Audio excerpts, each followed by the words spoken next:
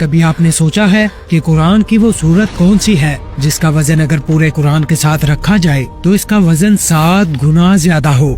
کبھی آپ نے غور کیا کہ ایک ایسی سورت بھی ہے جو موت کے سوا ہر مرض کی شفا ہے، حتیٰ کہ زہر کو بھی بے اثر کر دیتی ہے؟ یہ سورت صرف روحانی طاقت ہی نہیں رکھتی بلکہ آج کی جدید سائنس بھی اس حقیقت کو مانتی ہے کہ الفاظ، آواز اور ریڈیشنز انسان کے دماغ اور جسم پر اثر ڈالتے ہیں۔ جی ہاں، ہم بات کرنے جا رہے ہیں قرآن کی سب سے پہلی اور سب سے عظیم سورت الفاتحہ کی۔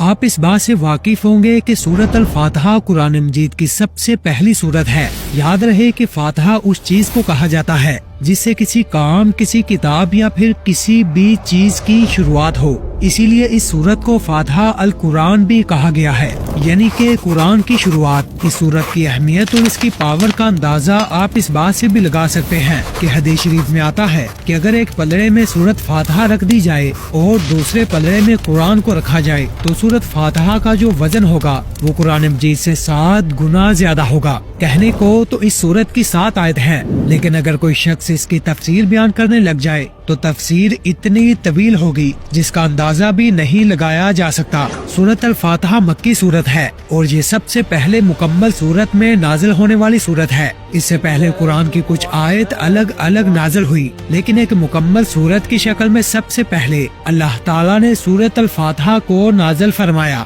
یہ وہ وقت تھا جب نبی کریم صلی اللہ علیہ وسلم نے اللہ نے نبوت کے بعد ابتدائی دور میں مکہ کے لوگوں کو اللہ کی توحید اور سیدھے راستے کی طرف بلانا شروع کیا۔ ایسے موقع پر اللہ تعالیٰ نے یہ عظیم سورت نازل کی تاکہ مسلمانوں کو بتایا جائے کہ ہدایت کا اصل راستہ اللہ ہی سے مانگنا ہے۔ اسی لیے اسے ام الکتاب یعنی قرآن کی ماں کہا گیا اور 7 المثانی یعنی 7 بار دہرائی جانے والی آیت کا لقب دیا گیا۔ اس میں بندے اور رب کے درمیان ایک مکمل تعلق کی بنیاد رکھی گئی۔ بندہ دعا کرے اور اللہ جواب دے۔ سورت فاتحہ قرآن کی افضل ترین صورتوں میں سے ایک ہے اور اس کی خبر ہمیں خود نبی پاک صلی اللہ علیہ وسلم نے دی۔ ایک صحابہ فرماتے ہیں کہ ایک مرتبہ میں نماز پڑھا رہا تھا کہ اللہ کے رسول نبی پاک صلی اللہ علیہ وسلم میرے قریب سے گزرے اور مجھے آواز دی۔ میں نے جلدی سے نماز ادا کی اور نبی پاک صلی اللہ علیہ وسلم کے پاس حاضر ہوا تو آپ فرمانے لگے، تمہیں کس چیز نے میرے پاس آنے سے روکا؟ تو میں نے فرمایا، یا رسول اللہ، میں نماز پڑھ رہا تھا۔ پھر آپ فرمانے لگے، کیا میں مسجد سے باہر جانے سے پہلے تمہیں قرآن مجید کی سب سے عظمت والی سورت نہ سکھاؤں؟ صحابہ فرماتے ہیں کہ یہ کہتے ہوئے اللہ کے رسول نے میرا ہاتھ پکڑ لیا اور فرمایا، الحمدللہ رب العالمین، یعنی کہ سورت فاتحہ اور یہ قرآن کی سب سے عظمت والی سورت ہے، اور فرمایا یہی بار بار پڑھی جانے والی 7 آیت والی سورت ہے جو مجھے عطا کی گئی۔ ایک حدیث میں آتا ہے کہ اللہ کے رسول صلی اللہ علیہ وسلم نے فرمایا کہ سورت فاتحہ عرش کے نیچے ایک خزانے سے عطا کی گئی۔ اسی طرح عبداللہ ابن عباس رضی اللہ تعالیٰ عنہ فرماتے ہیں کہ ایک روز نبی پاک صلی اللہ علیہ وسلم تشریف فرما تھے کہ جبرائیل امین حاضر ہوئے اور اچانک سے آسمان سے ایک آواز آئی۔ جبرائیل امین نے آسمان کی طرف نگاہ اٹھائی اور فرمانے لگے، یا رسول اللہ، ایک فرشتہ ہے جس نے آج سے پہلے زمین پر کبھی قدم نہیں رکھا۔ عبداللہ ابن عباس فرماتے ہیں کہ وہ فرشتہ زمین پر حاضر ہوا، سلام پیش کیا اور عرض کیا، یا رسول اللہ، آپ کو 2 نوروں کی بشارت ہو۔ آپ سے پہلے یہ 2 نور کبھی کسی نبی کو عطا نہیں کیے گئے۔ ان میں سے ایک نور سورت فاتحہ اور دوسرا نور سورہ البقرہ کی آخری آیت ہے، اور جو ان سورتوں کی تلاوت کرے گا اسے ہر ایک حرف کے بدلے خصوصی ثواب دیا جائے گا۔ اگر آپ سورت فاتحہ کو ترجمے کے ساتھ پڑھیں تو معلوم ہوگا کہ اس سورت میں نہ تو اللہ کے قہر و غضب کا ذکر ہے اور نہ دوزخ کے عذاب کا ذکر کیا گیا ہے، یہاں تک کہ سورت فاتحہ میں وہ حروف بھی نہیں آئے جو جہنم کے لفظ میں استعمال ہوئے ہیں۔ یہ اس بات کا اشارہ ہے کہ جو شخص سورت فاتحہ دل سے پڑھے اور اس پر ایمان رکھے اور اس کے حقائق کو پہچانے، وہ جہنم کے 7 دروازوں سے ہمیشہ محفوظ رہے گا۔ اور جس نے سورت کی تفسیر کو سمجھ لیا گویا اس نے تمام آسمانی کتابوں کی تفسیر پڑھ لی۔ سورت فاتحہ حقیقی طور پر دعا کی صورت میں ہے جو بندہ اپنے رب سے کرتا ہے، اور اللہ نے بھی خود اپنے بندے کو اس بات کا علم دیا کہ دعا کیسے مانگی جائے اور قرآن پڑھنے سے پہلے کیا دعا مانگی جائے۔ اور قرآن کے شروع میں سورت کو پڑھنے کا مقصد بھی یہی ہے کہ آپ جب بھی قرآن पढ़े तो इस सूरत को पढ़कर अपने रब से दुआ भी मांगे। सूरत फातिहा में अल्लाह पाक अपने बंदे को बताता है कि तुमने मांगना कैसे है, और इंसान को इस सूरत के जरिए ये भी सिखाया गया कि वो अपने रब के कलाम को अच्छे से और सच्चे दिल से पढ़े और इंसान जान ले कि सारे के सारे इल्म का जखीरा सिर्फ अल्लाह ही के पास है, इसलिए सिर्फ अल्लाह ही की तरफ रुजू होकर इसे पढ़े। इस चीज को जानने के बाद एक बात तो वाज़ेह हो जाती है कि कुरान और सूरत फातिहा के दरमियान जो रिश्ता है वो सिर्फ एक किताब या दुआ का नहीं, बल्कि सूरत फातिहा एक दुआ और उस दुआ का अल्लाह की तरफ से जवाब असल रिश्ता है। यानी कि सूरत फातिहा एक दुआ है बंदे की तरफ से और कुरान उस मांगी हुई दुआ का जवाब है अल्लाह की तरफ से। इस सूरत को पढ़कर एक बंदा अपने रब से दुआ मांगता है कि ऐ मेरे अल्लाह मुझे सीधा रास्ता दिखा जिस पर मैं चल सकूं, और इस दुआ के जवाब में अल्लाह पाक पूरे कुरान को अपने बंदे के सामने पेश करके फरमाता है कि ऐ मेरे बंदे, वो कुरान ही है सीधा और सच्चा रास्ता जिसके लिए तूने दुआ की। तो ये है कुरान और सूरत फातिहा का आपस में रिश्ता। ये वो सूरत है जिसे मौत के सिवा हर मर्ज का इलाज कहा गया है, और नबी पाक सल्लल्लाहु अलैहि वसल्लम ने खुद फरमाया कि सूरत फातिहा में शफा है। आज की जदीद साइंसी रिसर्च ये साबित कर चुकी है कि अल्फाज, आवाज और रेडिएशन इंसान के जिस्म और दिमाग पर बराह रास्त असर डालती है। यही वजह है कि जब कोई शख्स सूरत फातिहा को दिल से पढ़ता है तो इसके दिमाग में पॉजिटिव वेव्स पैदा होती हैं जो जिस्मानी और रूहानी बीमारियों को दूर करने में मददगार बनती है। इस हवाले से एक सहाबी इरशाद फरमाते हैं कि एक मर्तबा हम नबी पाक सल्लल्लाहु अलैहि वसल्लम के साथ सफर पर थे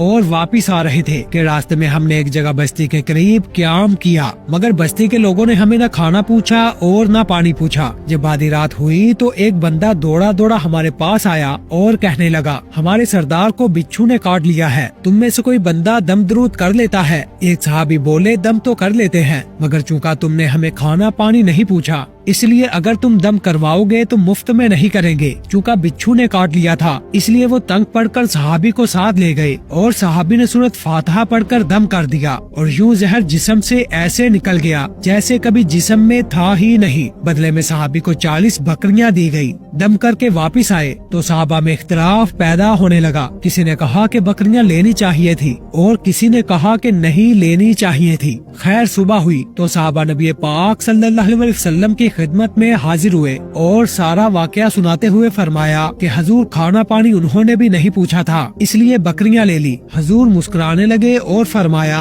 तुमने पढ़ा क्या था? सहाबी ने फरमाया, या रसूलल्लाह, सूरत फातिहा पढ़ी थी। आप मुस्कुराए और फरमाया, सिखाई किसने थी? सहाबी कहने लगे, हजूर आपने सिखाई थी। हजूर मुस्कुरा कर बोले, तो फिर आधी बकरियां तो मेरी हुई। इस हदीस से वाज़ेह है कि सूरत फातिहा में शफा है जो जहर को भी बेअसर करने की ताकत रखती है। साइंसदानों के मुताबिक दिमाग में मौजूद न्यूरॉन्स आवाज के वाइब्रेशन को एक खास एनर्जी में बदल देते हैं। इसीलिए सूरत फातिहा को शफा कहा गया है क्योंकि इसकी आवाज और वाइब्रेशन जिस्म में हीलिंग प्रोसेस को एक्टिवेट कर देती है। ये वो सूरत है जो एक शख्स को महरूमियों से निकालकर फतह और कामयाबियों से हमकनार करती है। एक तहकीक के मुताबिक कुरान की तिलावत के दौरान दिल की धड़कन नॉर्मलाइज हो जाती है, बिल्कुल ऐसे जैसे मेडिटेशन के दौरान होता है। याद रहे कि कुरान अगर एक समंदर है तो सूरत फातिहा उस समंदर की गहराई है और जितनी गहराई समंदर की है उतने ही गहरे राज इस सूरत में दफन है। सूरत फातिहा का सबसे बड़ा राज इसकी पहली आयत यानी कि अल्हम्दुलिल्लाहि रब्बिल आलमीन में छुपा है। जब कोई बंदा कसरत से इस आयत को पढ़ते हुए अपने विर्द में लाता है तो फिर वो हसद और बुखल से बेनियाज हो जाता है और इस आयत के पढ़ने से उस इंसान के दिल में वो नूर पैदा हो जाएगा कि फिर वो इंसान किसी की नेमत देखकर अपने रब से शदीद मोहब्बत करने लग जाएगा और इसके दिल से ये आवाज निकलेगी